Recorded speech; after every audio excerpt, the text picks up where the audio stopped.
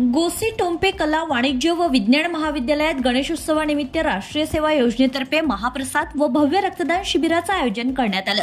या शिबिरात चांदूरबाजार पोलीस स्टेशनचे ठाणेदार अशोक जाधव यांच्यासह 19 पोलीस अधिकारी व कर्मचारी यांचा उत्स्फूर्त सहभाग होता। एकूण 68 रक्तदात्यांनी रक्तदान करून समाजासाठी अमूल्य योगदान दिलंय।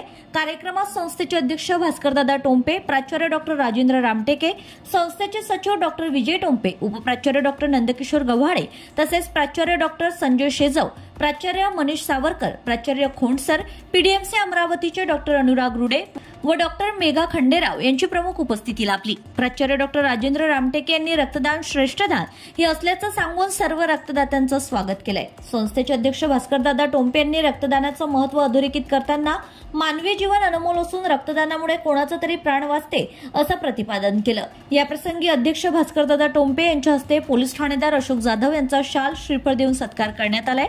शिबिरासाठी doctor Panjabrao Deshmukh medical college अमरावतीच्या ब्लड बँकेच्या टीममध्ये डॉक्टर वंदना चौधरी, डॉक्टर स्वाती चुडे, कुणाल वरगट, सूरज नागपुरे, आनंद चराठे, गौरी कडू, रुपेश देशमुख आदी उपस्थित होते। कार्यक्रमाचं सूत्रसंचालन डॉक्टर प्रवीण परिमल यांनी केलं असून आभार प्रदर्शन डॉक्टर निधी दीक्षित यांनी केलंय। या उपक्रमात महाविद्यालयातील प्राध्यापक, कर्मचारी, विद्यार्थी तसेच परिसरातील विविध सामाजिक संस्थांचा सहभाग लाभलाय। सुयोग गोरले, आरसीएन न्यूज, चांदूर बाजार।